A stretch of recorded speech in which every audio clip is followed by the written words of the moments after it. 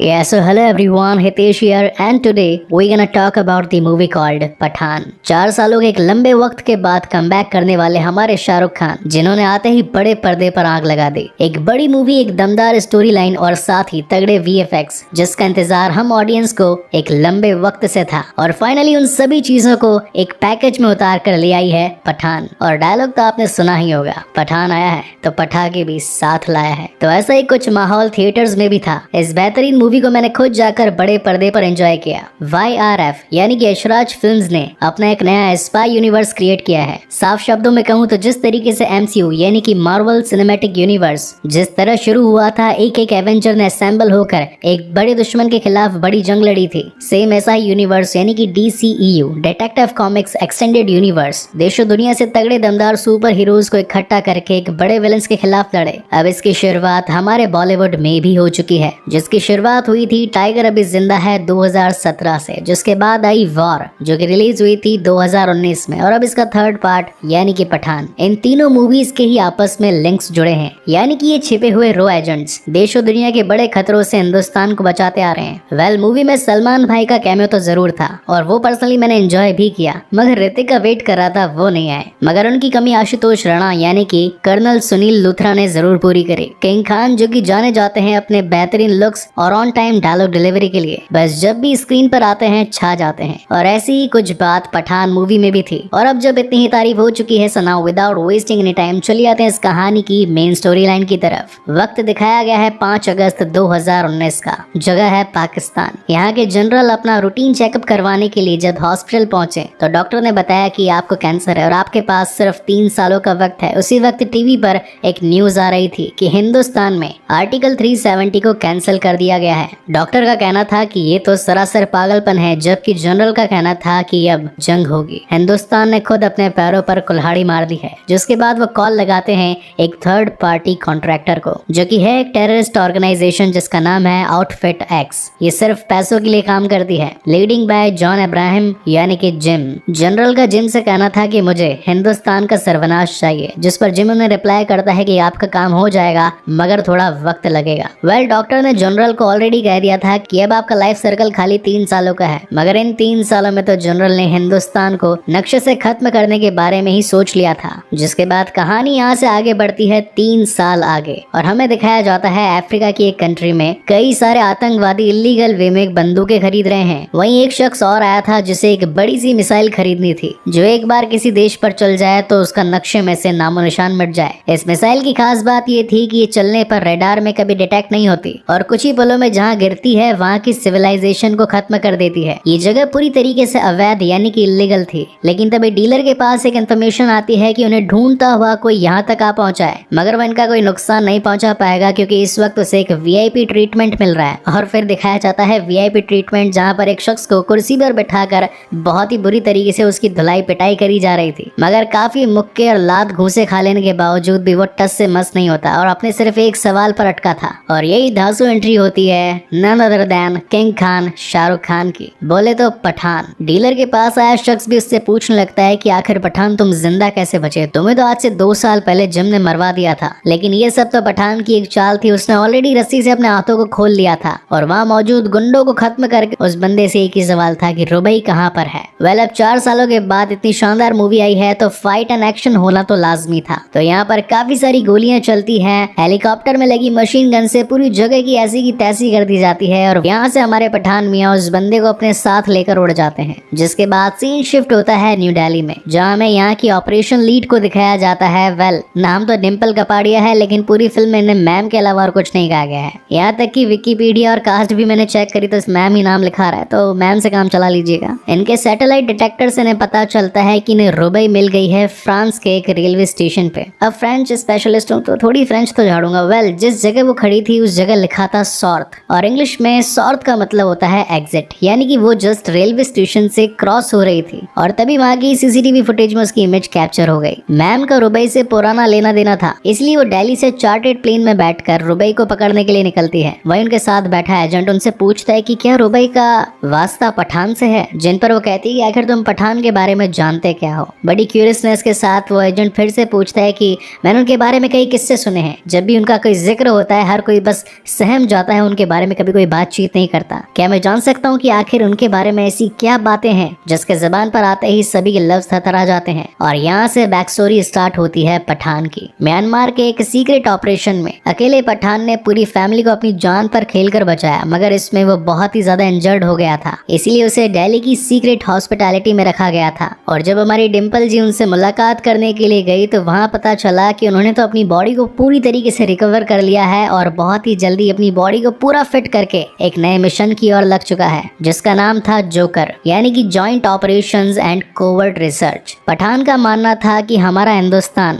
आए दिन नए नए खतरों से घिरा रहता है, इसी के साथ हमारे कुछ ऐसे जवान भी हैं जिन्हें की अंडर एस्टिमेट किया गया है। अगर मैं उन सभी की टीम बना लूं तो हम सभी सीक्रेटली उन सभी का खात्मा कर पाएंगे। मगर कपाड़िया जी का कहना था कि इस काम के लिए मुझे न जाने कितनी सारी परमिशंस की जरूरत पड़ेगी, क्या तुम इस बारे में सोच भी सकते हो। और वैसे भी अब तो उनके रिटायरमेंट के दिन आ चुके थे, लेकिन पठान कहता है कि देश के लिए करना एक सैनिक का असली कर्तव्य होता है। और फाइनली कपाड़िया जी मान जाती हैं, जिसके बाद हमें वहाँ की एक सीक्रेट फैसिलिटी दिखाई जाती है जिसमें जोकर टीम को असेंबल किया जाता है। वहीं पर एंट्री होती है आशुतोष राणा जी की, यानी कि वॉर मूवी से सुनील लूथरा जी की। उनका मानना था कि ये टीम वेस्ट ऑफ टाइम है, ये सिर्फ अंडों से निकले छिलके हैं, इन्हें तो अभी तक ये भी नहीं पता कि असली मिशन में किन किन प्रॉब्लम्स का सामना करना पड़ता है। जबकि पठान और उसकी टीम उन्हें विश्वास दिलाती है कि हम जिस काम के लिए निकले हैं उस काम से सिर्फ और सिर्फ देश की भलाई ही होगी। हमारे गुप्त सूत्रों के अकॉर्डिंग हमें ये पता चला है कि दुबई में प्रेसिडेंट की एक स्पीच होने वाली है, जहाँ पर हमारे देश के कुछ साइंटिस्ट भी आने वाले हैं, मगर उनकी जान को खतरा है। तो मैं चाहता हूँ कि आप पुलिस एक्टिविटी को और ज्यादा अलर्ट कर दीजिए और मैं और मेरी टीम बाकी आने वाले खतरों को संभाल लेगी। और फिर हाई बजट वाली मूवी के हाई बजट प्लेसेस को दिखाया जाता है, यानी कि दुबई की शूटिंग, बड़ी बढ़िया गाड़ियां, लंबी बिल्डिंग्स और काफी सारी पुलिस सिक्योरिटी के बीच से गुजरते हुए हमारे प्रेसिडेंट। लेकिन तभी पठान को क्लिक होता है कि ये सब कुछ हमारा ध्यान भटकाने के लिए था। उन टेररिस्ट ऑर्गेनाइजेशन का मेन एम प्रेसिडेंट को नुकसान पहुंचाना नहीं, बल्कि उन दो साइंटिस्ट को वहां से ले जाना है। जब तक ये बात पुलिस तक स्प्रेड होती और सभी अपने पोजीशन को ले पाते, मगर तब तक दूसरी तरफ जॉन अब्राहम उर्फ जिम पहुंच चुका था अपने बजूका को लेकर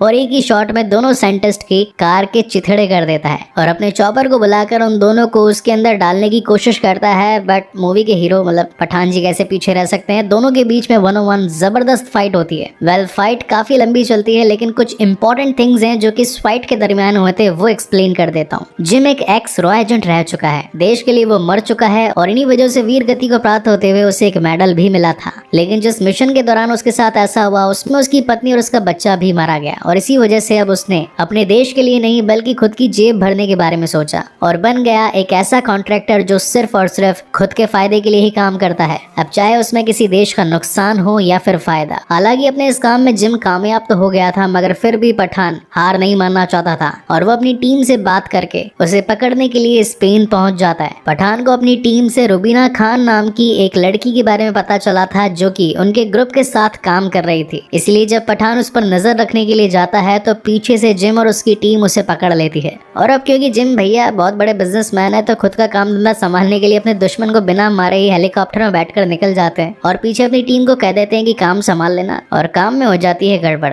यानी कि यहाँ पर रुबीना जी मिल जाती हैं पठान जी के साथ में और कहती हैं कि जिस तरीके से तुम एक सोल्जर हो और यहाँ पर जिम का खात्मा करने के लिए आए हो, वैसे ही मैं भी ISI की एक एजेंट हूँ और पिछले 1 साल से जिम के साथ अंडरकवर एजेंट होकर काम कर रही हूँ। अब इन दोनों का टीम अप तो हो जाता है, लेकिन इनका अगला शिकार था जिम, जो कि पकड़ में कैसे आएगा उस चीज की दोनों प्लानिंग लगाने लगते हैं। तभी इन्हें पता चलता है कि जिम अपनी अगली डिलीवरी 1 हफ्ते बाद लेने वाला है, जिसका नाम है रक्त बीज। ये एक ऐसा केमिकल है जो कि अगर फैल गया आसमान में तो पूरी की पूरी इंसानियत को ही खत्म कर देगा। अब ये रक्त बीज कहीं जिम के हाथ में लग जाए, इसीलिए ये दोनों पहुंचते हैं रशिया। लेकिन यहाँ पहुंचने पर इनके सामने एक सबसे बड़ी चुनौती थी, यहाँ का एक सीक्रेट वॉल्ट। ये इतना ज्यादा मजबूत था कि इसे ना ही बम से तोड़ा फोड़ा जा सकता था, ना ही लेजर से काटा जा सकता था और ना ही इसमें ड्रिल करके अंदर जाया जा सकता था। खोलने का सिर्फ एक ही रास्ता है और वो है इसका ताला और चाबी। जहाँ ये दोनों ही चीजें 2 अलग अलग शख्स के हाथों में थी। अब हमारे पठान भी है स्मार्ट रो एजेंट ऑफ द वर्ल्ड, मतलब इंडिया, रशिया के ठरकी ऑफिसर के पास भेज देते हैं ये रुबई को, जो कि उसके फिंगरप्रिंट्स उठा ले आती है। वहीं दूसरी कैरन मैडम के घर खुद पहुंच जाते हैं। एक फनी सीन भी था यहाँ पे कैरन। फिंगरप्रिंट्स के मिल जाने के बाद में इनका अगला टास्क था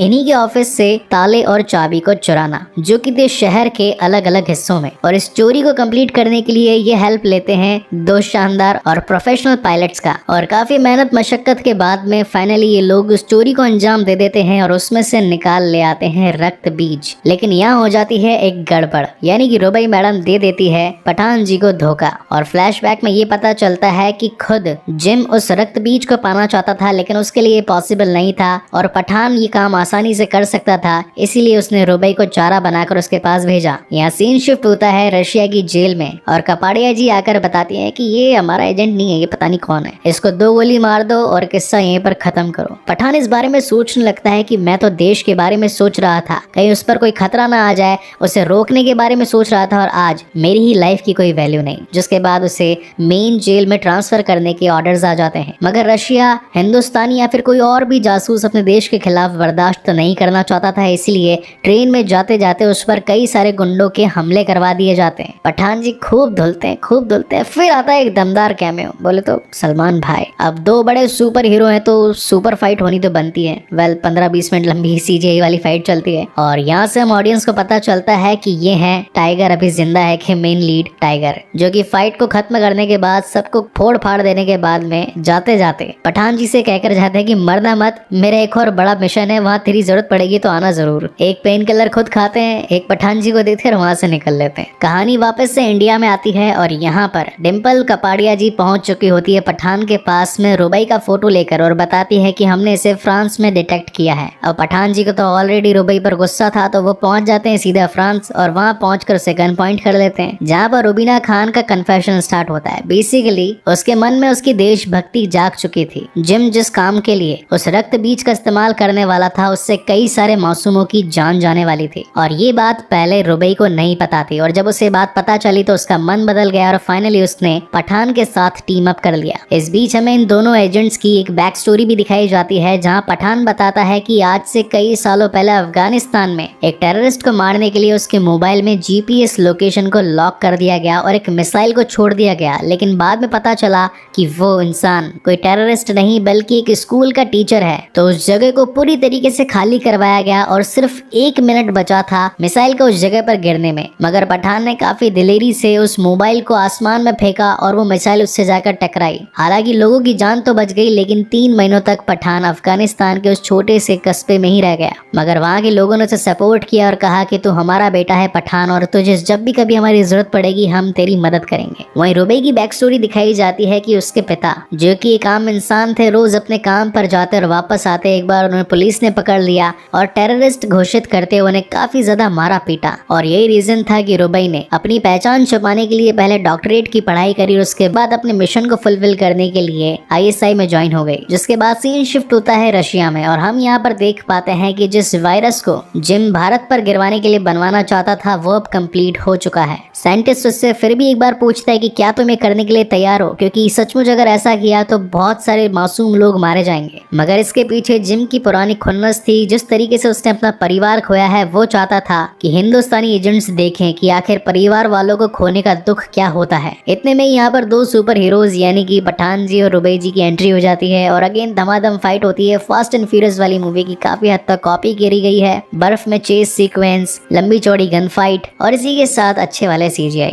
पूरी लड़ाई का कंक्लूजन ये निकलता है कि उसके पास में 2 ऑर्ब्स थे। ऑर्ब यानी कि जिसके अंदर वायरस भरा होता है, गोले। एक तो जिम भैया यानी कि जॉन इब्राहिम ले जाते हैं और दूसरे पठान जी के पास में आ जाते हैं। और जब पठान जी लैब में उस ऑर्ब को खुलवा कर ये चेक करवाते हैं कि आखिर वायरस को किस तरीके से डिसलोकेट किया जाए, तो पता चलता है कि उस गोले में तो सिर्फ और सिर्फ पानी भरा था। इतने में ही यहाँ पर जिम भैया का वीडियो कॉल आता है और वो बताता है कि इस ऑर्ब को टोटल 3 लेयर्स में बनाया गया था। नंबर 1 लेयर को क्रैक करते ही नैनो पार्टिकल्स में ये वायरस था, जो कि इस ऑर्ब के खुलते ही वहाँ के एनवायरनमेंट में फैल गया। नंबर 2 पर एक ओपन एयर वैक्यूम था, जो कि इसे दूर तक स्प्रेड करने में मदद करता है। और नंबर 3 पर सिर्फ और सिर्फ पानी था, ताकि जब आप मरो तो इस पानी को पीकर मर जाना। इसी के साथ जिम उस वायरस के फैल जाने के बाद में इंसान के शरीर में होने वाले दर्द को भी मापता है। यानी कि अगर पेन को स्केल किया जाए 0 से लेके 10 तक, तो इस वायरस को अगर शरीर में इंजेक्ट कर दिया जाए तो उस इंसान को स्केल 13 या 14 का पेन होगा। उन सभी साइंटिस्ट में मैम यानी डिम्पल जी भी शामिल थी और धीरे धीरे करके उनकी उनके सूट्स, उनकी बॉडी पर भी उस वायरस का इफेक्ट होने लगा था। रक्त बीज से निकले इस वायरस का नाम था स्मॉल पॉक्स। हालांकि काफी सालों पहले फैले इस बड़ी सी महामारी ने हजारों करोड़ों लोगों की लाशें बिछा दी थी, मगर अब हर देश के पास में इस स्मॉल पॉक्स का इलाज था। लेकिन जिम भैया इतने बुद्धू थोड़ी नहीं थे। पिछले 2 साल से उन्होंने जिस साइंटिस्ट को इस काम पर लगा रखा था, उसका काम था इस वायरस को म्यूटेट करना। ये वायरस जहाँ पर भी गिरता सिर्फ 3 घंटों में ही अपने पेशेंट को इन्फेक्ट करके उसकी जान ले लेता। यानी कि अगर ये किसी शहर में गिरा और कोई इंसान अगर उस शहर से 3 घंटे से पहले बाहर नहीं निकल पाया, तो यानी कि वो बीमारी इस पूरे शहर को खत्म कर देगी। और अब क्योंकि इस लैब के इस बड़े से ग्लास कंटेनर में ही ये वायरस अवेलेबल था, तो यहाँ के साइंटिस्ट अपने आप को कुर्बान कर देने के लिए तैयार थे, ताकि ये वायरस और बाकी जगह फैलकर बाकी लोगों को इन्फेक्ट ना करे। और यहाँ से आती है कहानी प्रेजेंट टाइम में, यानी कि जिस शख्स को पठान शुरुआत में हेलीकॉप्टर से लेकर भागा था, उसकी धुलाई पिटाई करी जाती है और पूछा जाता है कि अब बता, जिम अपने वायरस और मिसाइल का इस्तेमाल कौन से देश पे कौन सी जगह पर करने वाला है। हालांकि बंदे को ये तो नहीं पता था कि वो मिसाइल किस जगह पर गिरने वाली है, मगर उसे ये पता था कि उसे लॉन्च कहाँ से करने वाले हैं। वो जगह थी अफगानिस्तान। इसीलिए पठान मियां अपनी टीम के साथ पहुंच जाते हैं अफगानिस्तान, बड़ी ही शानदार एंट्री के साथ। बेसिकली इस वक्त लाहौर के कमांडर, जिन्होंने आज से 3 साल पहले हिंदुस्तान को खत्म करने का सौदा किया था, वो आज अपनी डिलीवरी लेने के लिए आए थे इस रक्त बीज वायरस की। लेकिन इस वायरस के कुछ इन्फेक्टेड मरीज अफगानिस्तान के एक छोटे से शहर में मिले, तो जनरल कमांडर गुस्सा हो गए कि तुमने तो कहा था कि ये सिर्फ मुझे मिलेगा, तो आखिर ये कोई और यूज कैसे कर सकता है। तो जिम भैया अपने कुछ सैनिक वहां पर भिजवाते हैं, चेक करवाते हैं कि भाई क्या दिक्कत हो गई, मेरे यूज करने से पहले ये वायरस किसने यूज कर लिया। लेकिन ये सब कुछ पठान की एक चाल थी। ये वो शहर था जिसकी उसने आज से कई सालों पहले मदद करी थी। ये लोग उसके परिवार थे और इन्हीं सभी बातों का फायदा उठाकर पठान मियां ने उन आने वाले सैनिकों के कपड़े पहनकर खुद ही जिम को पकड़ लिया। अब एक्शन मूवी है तो अगेन धुलाई पिटाई, और इस बार तो दीपिका पादुकोण यानी कि रुबई जी भी कैसे पीछे रह सकती थी, तो केजीएफ के रॉकी बनकर बड़ी वाली मशीन गन को उठाकर धड़ धड़ धड़ धड़ करके पूरी जगह की ऐसी की तैसी कर देती है। लेकिन जिम मॉरिसन मतलब जॉन इब्राहिम, उनके गेम के अगले पत्ते क्या होने वाले हैं ये किसी को भी पता नहीं होता था। इस वक्त जो सबसे बड़ा वायरस था वो उस मिसाइल में था ही नहीं। जिम ने उस वायरस को ऑलरेडी दिल्ली जाने वाली एक फ्लाइट में छिपा दिया था और उस वायरस का रिमोट कंट्रोल अपने कंधे पर लगा लिया था। अब जहाँ एक तरफ पठान की टीम उस बड़ी सी मिसाइल को रोकने की कोशिश कर रही थी, वहीं दूसरी ओर पठान यहाँ पर जिम का सामना कर रहा था। दोनों के बीच वापस से मस्त फाइट होती है। मीनवाइल दिल्ली में लैंड होने वाली फ्लाइट आने वाली थी और वक्त बचा था सिर्फ 2 सेकंड, यानी कि अगर टाइम खत्म हो तो वायरस पूरे के पूरे प्लेन में फैल जाता और जिन लोगों में फैलता वो आकर बाकी लोगों को भी इन्फेक्टेड कर देते, जिससे पूरा का पूरा शहर कुछ ही घंटों में खत्म हो जाता। अब जैसे कि एंड गेम में डॉक्टर स्ट्रेंज टोनी स्टार को कहते हैं कि यही आखिरी मौका है, तो वैसे ही लूथर जी हमारे पठान को कहते हैं कि यही आखिरी मौका है, तो वो भी बिल्कुल चक्कू की नोक पर घुस जाते हैं और उस बटन को दबाने से पहले ही रोक देते हैं। और इसी के साथ एक बड़ा हादसा टल जाता है, यानी कि जो लोग उस वायरस से इन्फेक्ट होने वाले थे उन सभी की जानें बच जाती है और पठान जी अपने आखिरी दुश्मन को भी खत्म कर देते हैं, मगर जाने से पहले उसकी वीर गति वाला मेडल रख लेते हैं, जिसकी असली हकदार और कोई नहीं बल्कि उनकी मैम डिम्पल कपाड़िया जी थी, जिनका असली नाम या फिर उनकी डेजिग्नेशन पता नहीं चली मूवी में। अगर आप लोगों को पता चली हो तो प्लीज कमेंट सेक्शन में जरूर बताइएगा। Well coming back to the main story, Luther ji आते हैं पठान जी के पास में और एकदम बिल्कुल एवेंजर असेंबल वाली स्पीच देते हैं कि हमें वापस से टाइगर और कबीर को इस गैंग में लाना पड़ेगा और देशो दुनिया से हमारे भारत को बचाना पड़ेगा, जिसमें तुम सभी की हेल्प लगेगी। और इसी तगड़े सस्पेंस के साथ ये शानदार कहानी यहीं पर खत्म होती है। वेल इस मूवी का एक पोस्ट क्रेडिट सीन भी है जहां पर हम टाइगर और पठान को देख पाते हैं, जो कि इंटरनली इस बॉलीवुड के फ्यूचर के बारे में बात कर रहे थे कि यार 30 साल हो गए काम करते हुए, आखिर कौन संभालेगा, लेकिन देश हमारा है तो हमें तो संभालना ही पड़ेगा। पब्लिक के लिए ये सिर्फ एक मूवी फिगर के बारे में बातें हो रही थी कि एक रॉ एजेंट है तो देश को कैसे बचाएंगे, लेकिन